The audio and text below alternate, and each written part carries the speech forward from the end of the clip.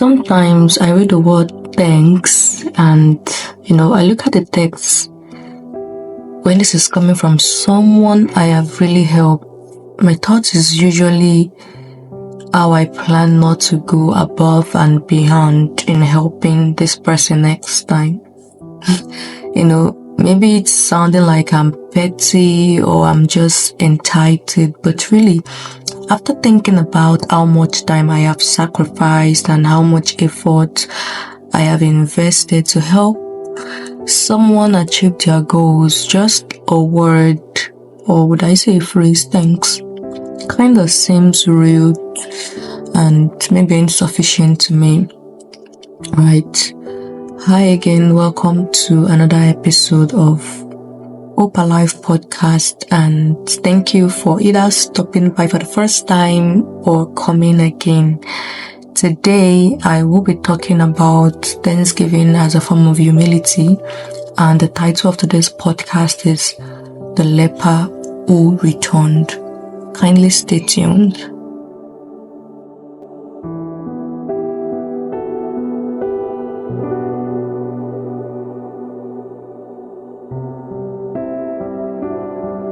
Very often we stick to God, we remain humble, and we ask for things we need, which is fine, but do we use the same level of commitment and passion to consciously thank Him?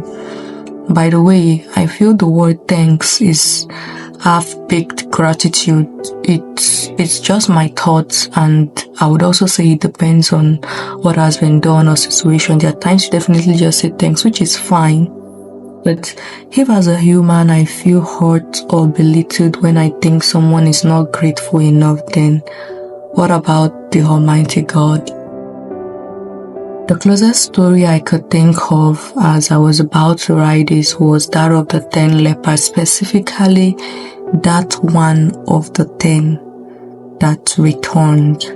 In the book of Luke chapter 17 verse 12 and a few verses down, but specifically Luke 17:12 says, and as he was going into one village, talking about Jesus, he was met by 10 lepers who stood at a distance. I think there are so many things to learn from this story, and we'll be going over them one at a time. Now, reading from Luke 17:13 to 14, it says, what happened next after Jesus was about entering into the village, and they raised up their voices and called Jesus, Master, take pity and have mercy on us.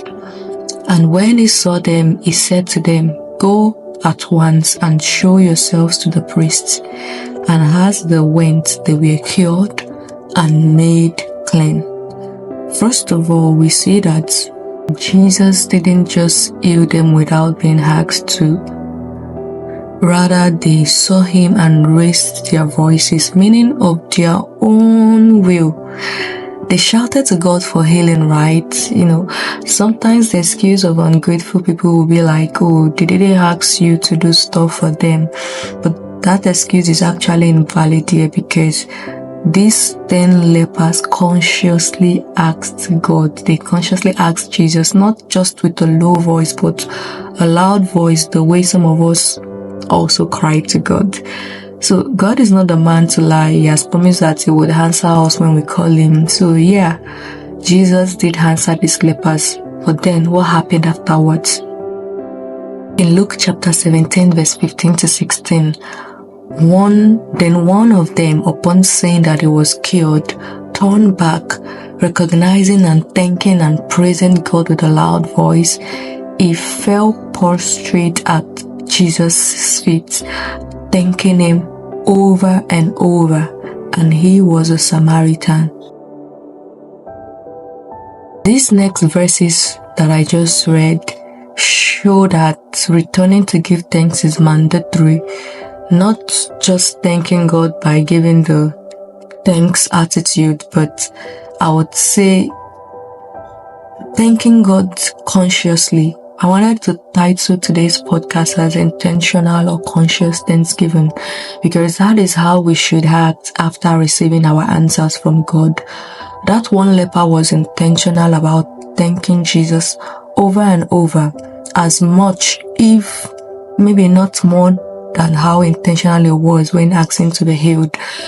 I think sometimes it's easy for us to wait before God, to tarry before God in prayers, but how often do we tarry with the same intensity to thank God after our prayers have been answered?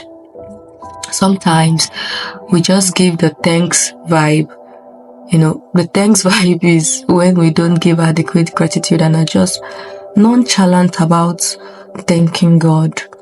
After seeing our testimonies, do we really recognize God and raise our voices to thank Him the way we raised our voices while praying?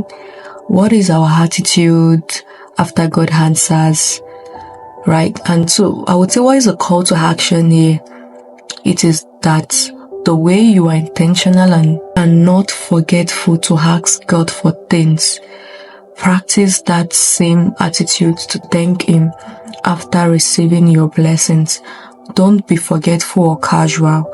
Now, next to Luke chapter 17, verse 17 to 18. Then Jesus answered, "Were not all 10 cleansed? Where are the 9? Was there no one found to return and to recognize and give thanks and praise to God except this alien?" Because Jesus is merciful and kind to us does not mean He is ignorant of our ingratitude. The verses I just read show that Jesus was actually expecting these 10 lepers to return to thank Him, but then only one showed up. If you think God is not expecting gratitude from us, then now you are aware that He actually is. Imagine God asking the angels, "Did you not send that blessing to him or her?" And the angel's like, "Oh yes, I did." The absence of gratitude could actually make God to double check if something has hindered the prayer from being answered. Maybe something has hindered it from getting to you. But then if not, it's just pure ingratitude. And just remember that God is expecting thanksgiving from us. Now, Luke chapter 17 verse 19 says, "And He said to him, 'Get up and go on your way. Your faith, your trust and confidence that spring from your belief in God has restored you to health.'" But I thought the lepers were healed, right? Why would Jesus say to that one leper that his health has been restored? Tell me about perfection and multiplication of God's blessings. We were not told, right? Or maybe we are not told, but maybe the 9 lepers that failed to return experienced recurrence of leprosy. I'm not sure, but maybe. Jeremiah chapter 30 verse 19, the New King James Version says, "Then out of them shall proceed thanksgiving, and the voice of those who make merry. I will multiply them, and they shall not diminish. I will also glorify them, and they shall not be small." I'm ending it here. I know your prayers have been answered, but with intentional gratitude, you enjoy preservation and multiplication of your blessings. Now, will you thank God for His hand in your life? Will you be grateful? I would say you should count your blessings and be really thankful. So, to show our gratefulness, our gratitude and appreciation to God, I'll be leaving us with the song of the week, which is "Counting My Blessings" by Seth Schlotter. As you do listen and you reminisce on everything that God has done for you, may your heart be filled with joy and gratitude, and may this joy show forth. I hope you have a great week ahead. Until we meet again, do stay comforted. Bye. I'd run out of numbers before I could thank you for everything. God, I'm still counting my blessings, all that you've done in my life. The more that I look in the details, the more of your goodness I find. Father, on this side of heaven, I know that I'll run out of time, but I will keep counting my blessings.